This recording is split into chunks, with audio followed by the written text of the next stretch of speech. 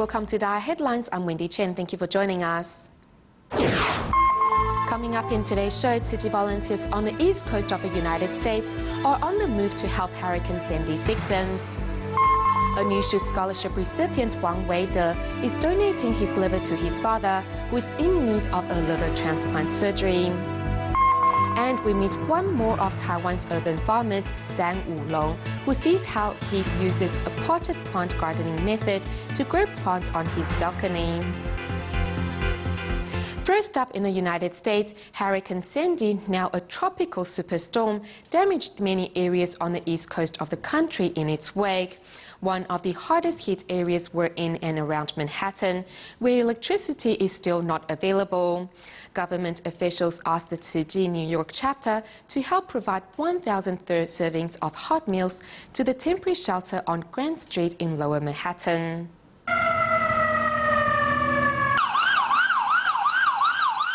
In the aftermath of Hurricane Sandy, many areas were hit hard.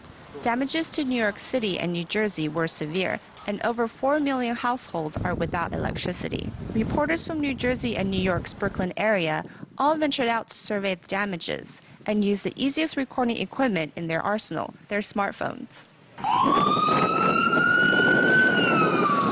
I'm here in Glen Rock, New Jersey. In the entire neighborhood, nobody has power anymore. The electricity is gone. These are all power cables. Everything is down, and these power cables are still alive. New Jersey's Bergen County was heavily flooded. Streets are filled with fallen trees, and many roads are closed. In New York's Brooklyn, you see abandoned buses and cars on the roads, blocking today's traffic. One can imagine how residents left these cars in a hurry.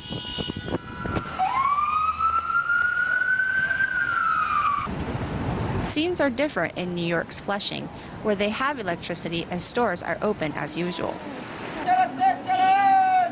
这里没有停电，可以，这里风还少。食物储存情况怎么样？都还有很好，水啊、电啊都有嘛。物资呢？都会有吗？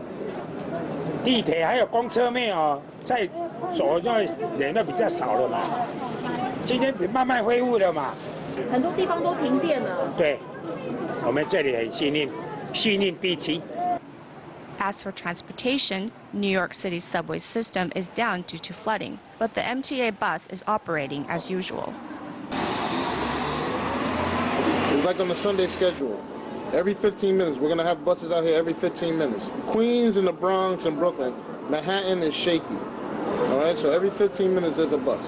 So everything gradually back to normal. Gradually. Right. Also in Flushing are Tzu Chi volunteers cooking lunch for the disaster victims at the shelter on Grand Street in Lower Manhattan. Government officials sought help from Tzu Chi by asking volunteers to provide 1,000 hot meals per day for those staying at the shelter. We have electricity here, but in Manhattan there isn't, so we are cooking food here and ordering the rest from restaurants to feed these disaster victims. 灾民的。这样子哦，哇，这边就不强，要多装一点，多打一点，多打一点，他们是灾民要吃的。钱等一下再算，先送过去，我现在没有时间跟你们算钱。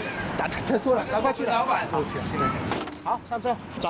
This morning, some of the lanes on the bridge were closed. It should all be open now, so we should have no problem delivering the meals to the destination.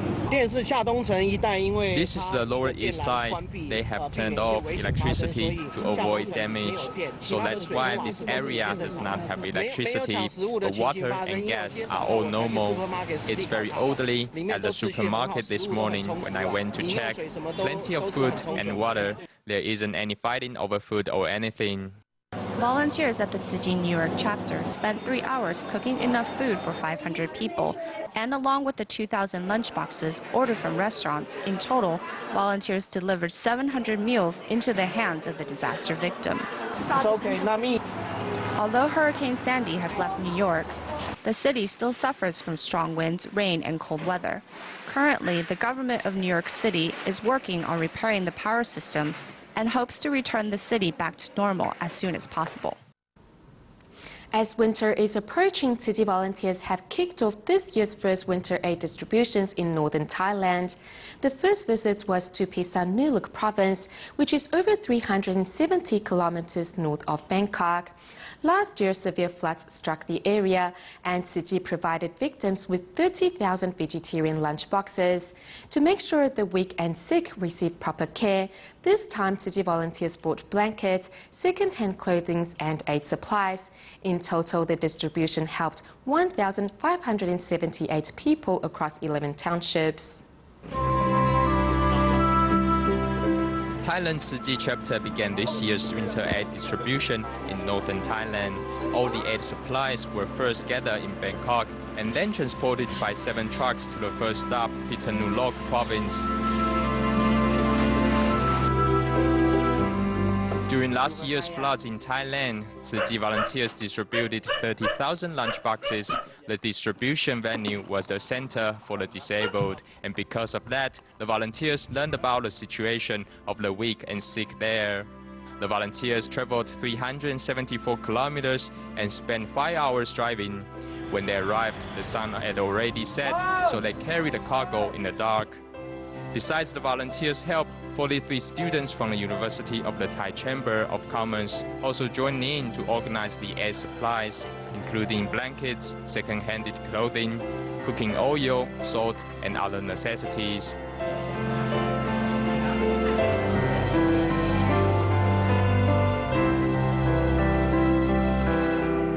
The efficiency of the volunteers impresses both the recipients and the deputy governor, and the seniors feel the care and warmth of the volunteers as they apply lotion and offer massages.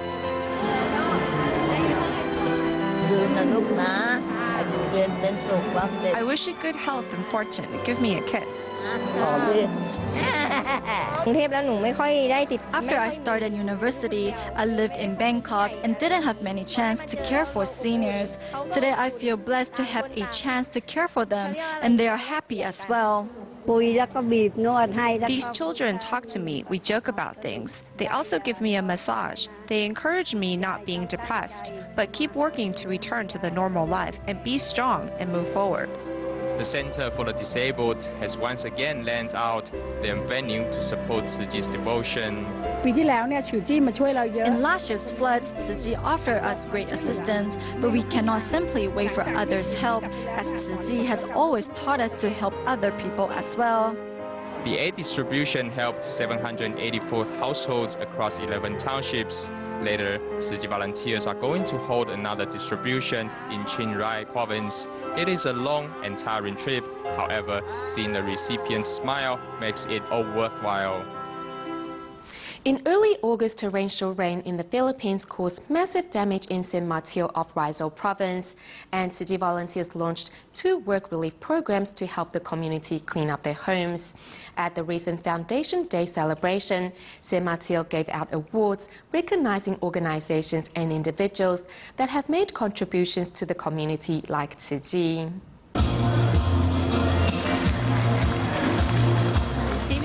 From the mayor of San Mateo, here at the 441st Foundation Day celebration are individuals or organizations who have contributed to the city. They give us an award recognizing Tzu Chi and all the good we have done in San Mateo with our work relief program and cleaning up their streets.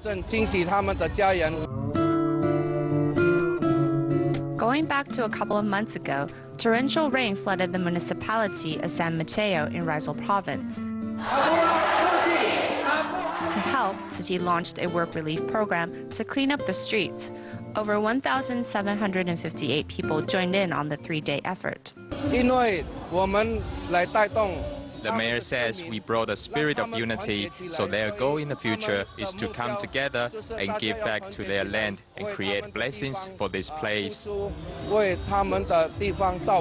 residents expressed that it was the first time for them to participate in an event in which they were called upon to help their neighbors.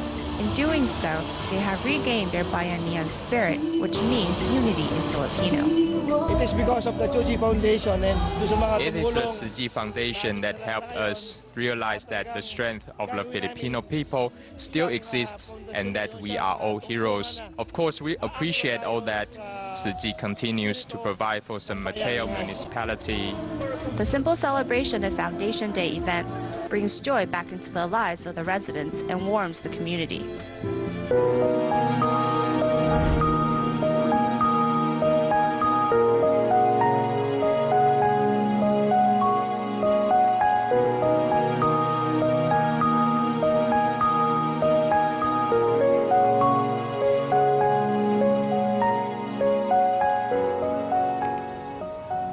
Next, in Taiwan, we meet Wang Weide, who is a New Shoot Scholarship recipient of the Filial Piety Awards this year.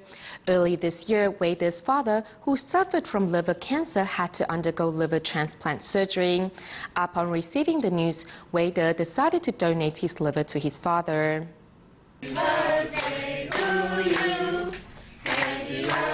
This is a celebration held in honor for Mr. Wang, who recently had liver transplant surgery. 好，许愿，许愿。明天就出院。 A young patient warms everyone's heart by performing a silent song.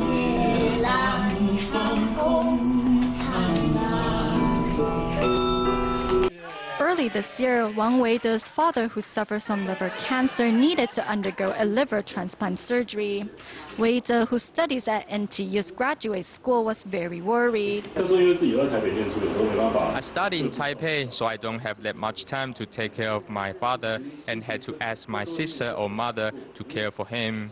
I wanted to help, but didn't know what I can do. When they told me that I can donate my liver to my father, I was a little bit worried. In fact, originally, Weide's mother was set up to donate her liver to Mr. Wang. However, the doctors discovered that she was not qualified as a donor. When my wife told me that she wanted to donate her liver to me, I was in shock, and later, even my son wanted to do so. When I was younger, I didn't take good care of my health, and now I need my son to save me. I feel ashamed. Now everyone in this family all have the same scar, a scar that represents their closeness to one another. Instead of resting after the liver donation surgery, Weide decided to go home and care for his sick grandparents. I'm not shaving for myself, so it feels a bit different. Despite the family not being well off, Weide is still thankful to be with his family. And as one of the winners of this year's Filial Piety Award, Wang Weide sees every opportunity to repay the grace of his parents. At the award ceremony of New Shoot Scholarship in Malaysia's Kota Kinabalu, Tzu Chi K recipient Tu Kim Min shared his experiences with other low-income families to encourage them to lead positive lives and become givers instead of receivers. 2 years ago, Tu Kim Min had a car accident that left his left leg severely injured. Thanks to the help of Tzu Chi volunteers, his family was able to return to a normal life. 40-year care recipient Tu Kim Min was not always as cheerful. In 2010, a car accident left his left leg severely injured, almost ruining his life. On the third day after the accident, I was very depressed. My wife didn't have a job, and my kids had to go to school. My family's income only relied on me. When I heard of the accident, I was shocked and panicked. My husband was so sad that he would have to stop our children's schooling. I was crying when I thought that they couldn't go to school anymore. After Tu Kim Min's relatives reported his situation to Tzu Chi, volunteers visited him a month after the accident and started to provide them with living expenses. Helping others is better than receiving help. This is what Master Zhen Yan teaches us. Inspired by Tzu Chi's spirit, Tu Kim Min is committed to being a Tzu Chi member and takes a bamboo coin bank to do good deeds.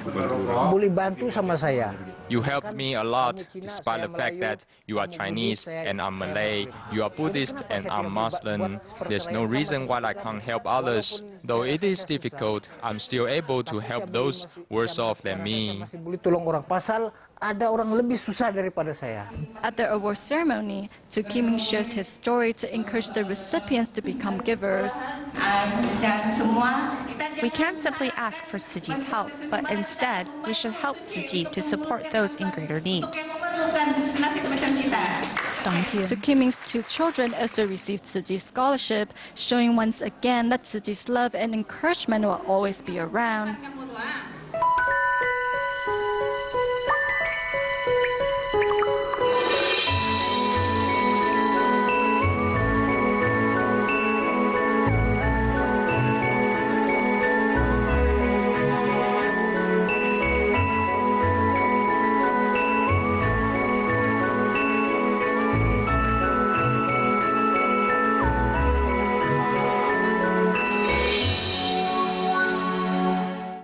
In our continuing series on how to make gardening at home fun and easy, we once again take our viewers to meet another of Taiwan's urban farmers. Dan Wulong grows a variety of edible plants and herbs on his balcony using a simple potted plant method. With soil and fertilizer both collected from nature, Dan says his method is particularly attractive as it requires little time and almost no money. Today, our DaAi TV reporter takes a closer look at exactly how the potted plant gardening method works and what makes it so special. Out here on Dan Wulong's balcony is his very own supermarket. This is coriander, this is Taiwan velvet, which can be eaten raw, and over here is Chinese basil. Whatever Dan feels like eating, he just clips off. Cutting here on top will stimulate the sprouts on the side to grow. On this narrow balcony grows a wide array of vegetables and herbs. Although it would seem that growing so many plants must take a lot of time and money, but according to Dan, growing potted vegetables at home is easy and cheap.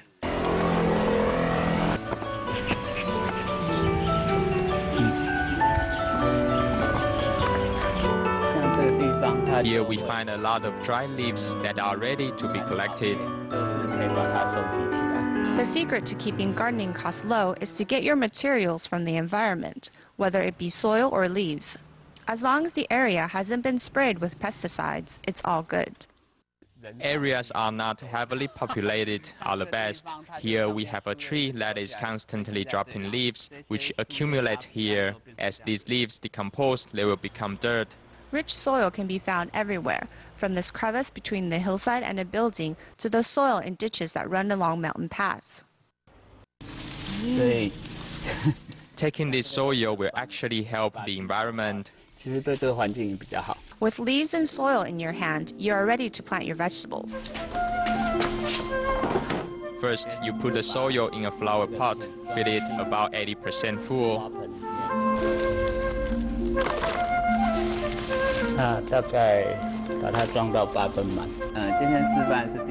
Today we will be planting sweet potatoes. You can use the vegetables that you buy in the market.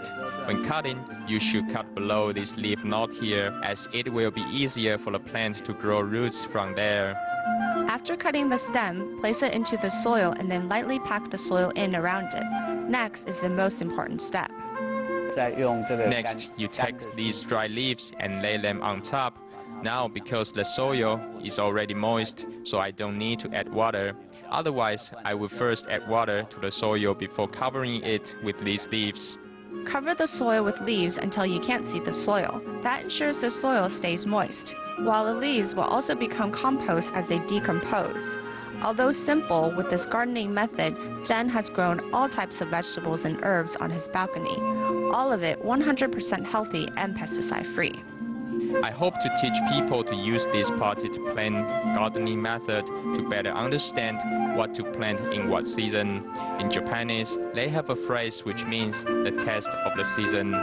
Eating according to the season is not only a tasty way to eat, but is also much more nutritious. In Miaoli County of Taiwan, there's a rice grain professor, Zhang Shuzhen, who has spent a good part of her life researching the perfect rice for senior residents, which is called Miaoli No. 2. Although her own father passed away before he could taste the delicious rice, Zhang hopes to present her years of hard work for the world to enjoy.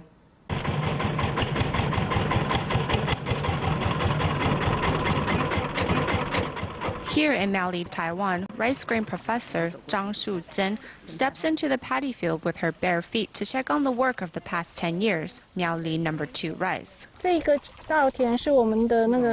This rice field is our Miaoli No. 2's main field, so in order to keep the species pure, we're getting rid of abnormal rice grains that are in here.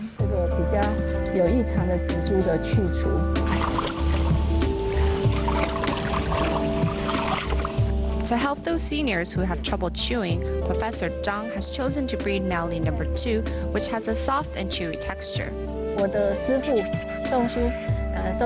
Mr. Song told me that Taichung Sen No. 2 is Taiwan's softest species of rice, so we crossbreeded with Koshi Hikari from Japan to produce Miaoli No. 2.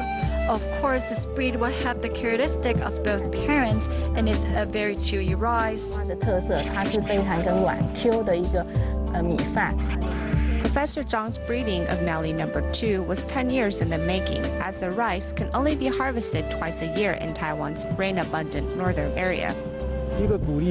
One grain can be split into 10 lateral buds, and one bud grows up to be one stalk of rice. And that one stalk, let's say, contains 100 rice grains. If there are 10 buds, then that's 1,000 rice grains. Professor Zhang is in charge of crossbreeding the rice, so she treasures every rice grain she cultivates.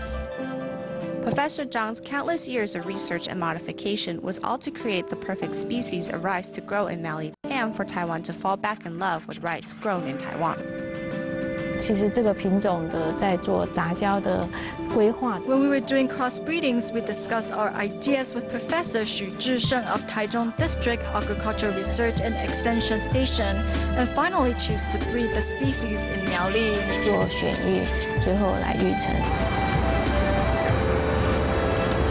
Cutting the leaf into small pieces and grinding it down.